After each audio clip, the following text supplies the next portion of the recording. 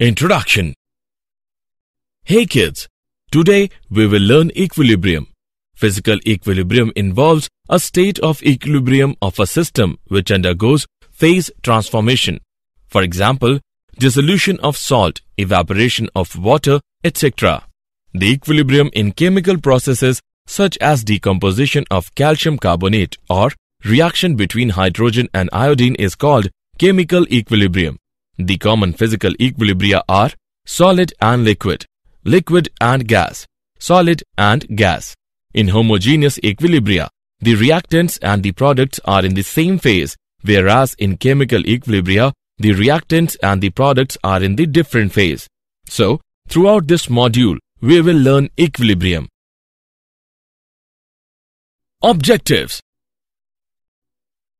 At the end of this lesson, you will be able to explain equilibrium in physical state, explain equilibrium in dissolution of solid or gases in liquids, explain chemical equilibrium, state law of chemical equilibrium, explain homogeneous equilibria, explain heterogeneous equilibria, discuss applications of equilibrium constant, discuss factors affecting equilibria.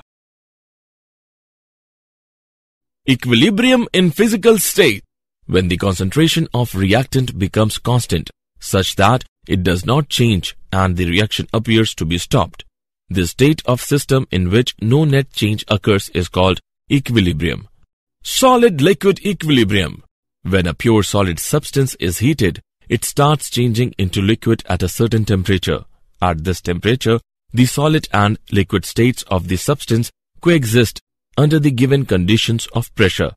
For any pure substance, at atmospheric pressure, the temperature at which the solid and liquid states can coexist is called the normal melting point or the normal freezing point of the substance. At melting point, the solid substance is in equilibrium with liquid state of the substance. Let us consider ice and water at 273 Kelvin, melting point of ice, taken in a perfectly insulated thermos flask. An interesting feature of this system is that the temperature as well as the masses of ice and water remains constant. This represents a dynamic equilibrium between ice and water, as there is no change in mass of ice and water, so the number of molecules going from ice into water is equal to the number of molecules going from water into ice. Thus, at the equilibrium, rate of melting is equal to rate of freezing. Liquid-vapor equilibrium. To understand this equilibrium, let us take an example of evaporation of water in a closed vessel. When a small amount of water is taken in an evacuated vessel at room temperature, it starts evaporating. At first, the pressure inside the vessel increases. As the number of molecules in gas phase increases, it strikes the water surface and it gets captured. This is called condensation. The rate of condensation is less than rate of evaporation in beginning, but with increase in molecules of gas phase, the rate of condensation increases and it becomes equal to the rate of evaporation. At this state, the equilibrium is said to be established. Thus, at equilibrium, rate of evaporation is equal to rate of condensation. Solid-vapor equilibrium. The process of transformation directly from the solid phase to the gaseous phase without passing through an intermediate liquid phase is called sublimation. The reverse process, changing a gas directly into solid, is called deposition. For example, dry ice. Equilibrium involving dissolution of solid or gases in liquids. Solids in liquids. A solution in which no more solute particles can be dissolved is called saturated solution. For example, if we keep on adding sugar into water, then a stage comes when no more sugar dissolves into water. The saturated solution corresponds to state of equilibrium, when the rate of dissolution of sugar into liquid is equal to the rate of precipitation, then equilibrium is said to be established. This equilibrium is dynamic in nature. It can be demonstrated by adding some radioactive sugar into a saturated solution of non-radioactive sugar. it is observed that the solution and non-radioactive sugar also becomes radioactive. Gases in liquid. When a cold drink is opened, the carbon dioxide dissolved in it fizzes out rapidly. This represents an equilibrium situation. At a given pressure, there is equilibrium between the molecules of the solute in gaseous state and the molecules dissolved in the liquid. It can be expressed as effect of pressure on the solubility of a gas in a liquid is given by Henry's law. This law states that the mass of a gas dissolved in a given mass of a solvent at a given temperature is directly proportional to the pressure of the gas above the solvent. M is directly proportional to P. M is equal to Kp. The solubility of gas in a liquid decreases with increase in temperature. General characteristics of equilibria involving physical processes. At equilibrium, the measurable properties of the system becomes constant. At equilibrium, there is a dynamic balance between the two opposite processes. The equilibrium can only be attained in a closed system. When equilibrium is attained, there exists an expression involving the concentration of substances involved in equilibrium, which reaches a constant value at a given temperature. The magnitude of the constant value of the concentration indicates the extent to which the process proceeds before reaching equilibrium. Equilibrium in chemical processes. Dynamic equilibrium. The reactions in which products do not react to form reactants back are called irreversible reactions. For example, silver nitrate reacts with sodium chloride, gives rise to silver chloride and sodium nitrate. The reactions in which products react to form the reactants back are called reversible reactions. The reversible reactions are represented by putting two arrows pointing in opposite direction. For example, hydrogen reacts with iodine, gives rise to hydrogen iodide. The state at which there is no further change in concentration of reactants and product is called chemical equilibrium. At equilibrium, the rate of forward reaction is equal to rate of backward reaction. Chemical equilibrium is also dynamic in nature because reaction does not stop at equilibrium. The rates of forward and backward reaction being equal, the concentration of reactants and products remains constant. Let us illustrate the state of equilibrium with the help of example. Calcium carbonate, when heated to 1073 Kelvin in a closed evacuated vessel, starts decomposing to yield calcium oxide and carbon dioxide gas. Carbon dioxide builds up pressure. The pressure goes on increasing as the reaction proceeds and finally becomes constant and remains so long as the temperature remains constant. It appears as if the reaction has come to a stop, although CaCO3, calcium carbonate, is still present. This indicates that this system has attained the equilibrium state. Law of chemical equilibrium and equilibrium constant. The law of mass action states that at constant temperature, the rate of a chemical reaction is directly proportional to the product of the molar concentration of reacting species, with each concentration term raised to the power equal to the numerical coefficient of that species in the chemical equation. Let us consider a simple reversible reaction. The reactants A and B react to form the products C and D. The concentration in an equilibrium mixture are related as, name it as equation 1. Equation 1 is called the equilibrium equation. Kc is called equilibrium constant. And the term is called the equilibrium constant expression. For a general reaction of the type, the expression for equilibrium constant can be written as, where C is subscript to K. That is, Kc is expressed in concentration of mole per liter. Law of chemical equilibrium can be stated as, at a given temperature, the ratio of product of equilibrium concentration of the products to that of the reactants, with each concentration term raised to the power equal to the respective stoichiometric coefficients in the balanced chemical equation has a constant value. Let the equilibrium constant for the reaction be Kc dash. Then the relation between Kc and Kc dash is Kc dash is equal to 1 by Kc.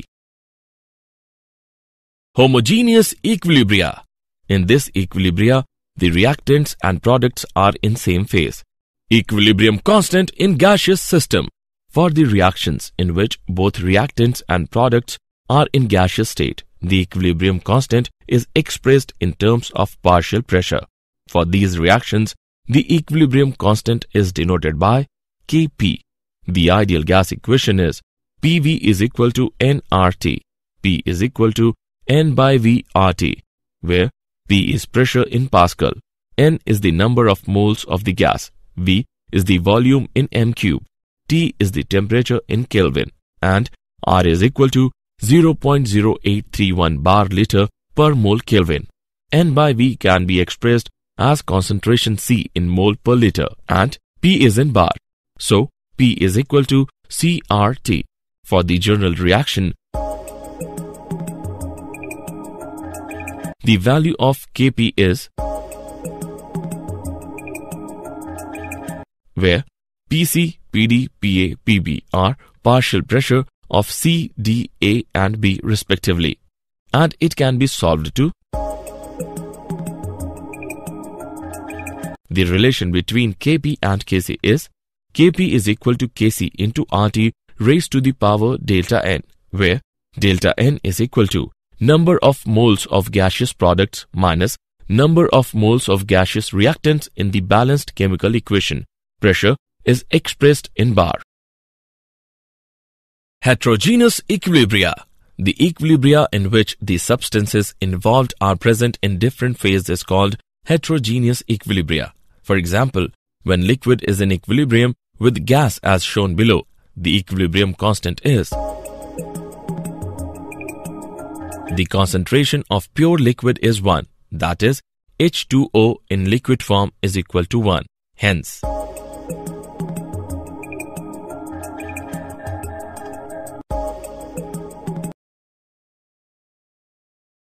applications of equilibrium constant. Characteristics of equilibrium constant. The value of equilibrium constant is independent of initial concentrations of reacting species. The value of equilibrium constant changes with change in temperature. For a reversible reaction, the equilibrium constant for a backward reaction is inverse of the equilibrium constant for the forward reaction. The equilibrium constant is independent of the presence of catalyst. If equilibrium constant is expressed in terms of concentration, it has different units for different reactions. Predicting the extent of a reaction. The magnitude of equilibrium constant tells us about the extent to which the reactants are converted into the products before the equilibrium is attained. Predicting the direction of the reaction. The reaction quotient Q measures the relative amount of products and reactants present during a reaction at a particular point in time. It is denoted by Qc with molar concentration and Qp with partial pressures. For a general reaction,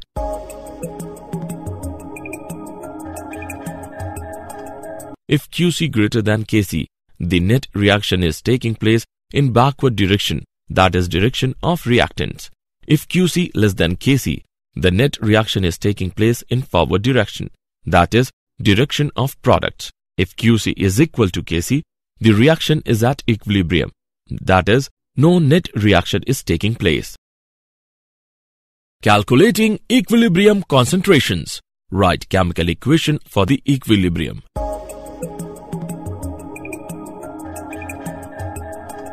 Write equilibrium constant expression for the reaction. Express all unknown concentrations in terms of a single variable x. Substitute the equilibrium concentrations in terms of x in the equilibrium constant expression. Solve the equation for x. Substitute the value obtained for x in the expressions in the step 3 to calculate equilibrium concentrations. Relationship between equilibrium constant K, reaction quotient Q and Gibbs energy G, the energy freely available from the system at particular set of condition which can be put into useful work, is called Gibbs energy. The relation is, name it as equation 1, where it represents standard Gibbs energy. We know that at equilibrium Q is equal to K and delta G is equal to 0 from equation 1. Rearranging gives, this equation relates the standard Gibbs free energy change to the temperature and equilibrium constant. The equilibrium constant is, if change in standard Gibbs free energy is greater than 0, then K is less than 1, making the backward reaction feasible. If change in standard Gibbs free energy is less than 0, then K is greater than 1, making the forward reaction feasible. Factors affecting equilibria. The effect of parameters such as concentration, temperature, pressure can be studied with the help of Le Chatelier's principle. It states that if a system at equilibrium is subjected to a change of concentration, pressure or temperature, the equilibrium shifts in the direction that tends to undo the effect of the change. Effect of concentration change. According to Le Chatelier's principle, when the concentration of the substance in a system at equilibrium is increased, then the equilibrium will shift so as to use the substance added. Suppose at equilibrium, one of the reactants is added. The equilibrium will shift in the forward direction to consume the reactants. On the other hand, if one of the products is added, the equilibrium will shift in the backward direction to consume the products. For example, on a humid day, we sweat more. The sweating on a humid day is more because surrounding air has large amount of water vapors and our body cannot lose water at water vapors. Factors affecting equilibria. Effect of pressure change. According to Le Chatelier's principle, increase of external pressure should affect the equilibrium in such a way as to reduce the pressure. This implies that the equilibrium will shift in the direction which has smaller number of moles of the gaseous substances. For example, if we increase the pressure, the volume occupied by the system decreases and the number of molecules per unit volume increases. This effect can be counterbalanced if the equilibrium shifts in a direction involving less number of moles. So, increase in pressure in this case will favor the forward reaction. Effect of inert gas addition. At constant volume, the inert gas increases the total pressure of the system, but the partial pressure of the reactant and product remains same and the equilibrium remains undisturbed. At constant pressure, the addition of inert gas will increase the volume. So, to counterbalance this effect, the equilibrium will shift to the side where number of moles are increased. For example, the addition of inert gas at constant pressure will push the equilibrium to the backward direction. Effect of temperature change.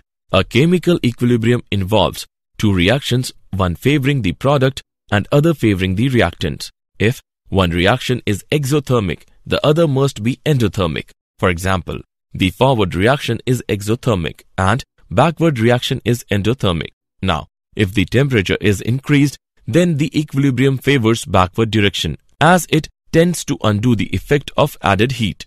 If temperature is decreased, the equilibrium will shift in forward direction. So, low temperature favors the formation of ammonia. Effect of a catalyst. The presence of a catalyst does not disturb the state of equilibrium because it increases the rate of forward as well as backward reaction to the same extent. The reaction of formation of ammonia can be carried out at high temperature because high temperature favors backward reaction. They have to be maintained at low temperature, but at low temperature, the rate of reaction is very slow and it takes very long to attain the equilibrium. To increase the rate of reaction, catalysts are used. so that equilibrium is attained early. Did you know? A research team led by Dr. Diego Donzes, an assistant professor in the Department of Aerospace Engineering, has been awarded $2.2 million by the Air Force Office of Scientific Research AFOSR to study the complex interaction of turbulent flows in the presence of thermal non-equilibrium. The Basic Research Initiative BRI award is given to study thermal and mechanical non-equilibrium effects on turbulent flows, in particular the fundamental mechanisms for energy exchanges through direct numerical simulations, molecular simulations and experiments. Summary. Let us summarize what we have learned. When the concentration of reactant becomes constant such that it does not change and the reaction appears to be stopped, this state of system in which no net change occurs is called equilibrium. At melting point, the solid substance is in equilibrium with liquid state of the substance, in equilibrium between liquid and vapor state. Rate of evaporation is equal to rate of condensation. The direct conversion from solid phase to the gaseous phase is called sublimation, and the reverse of it is called deposition. A solution is said to be saturated if no more solute particles can be dissolved. The law of mass action states that at constant temperature, the rate of a chemical reaction is directly proportional to the product of the molar concentration of reacting species, with each concentration term raised to the power equal to the numerical coefficient of that species in the chemical equation. If the reactants and the products are in the same phase, then the equilibrium established is called homogeneous equilibria. The equilibria in which the substances involved are present in different phases is called heterogeneous equilibria. The relationship between equilibrium constant K, reaction quotient Q, and Gibbs energy G is. Factors affecting equilibria are concentration change, pressure change, inert gas addition, temperature change, effect of catalyst.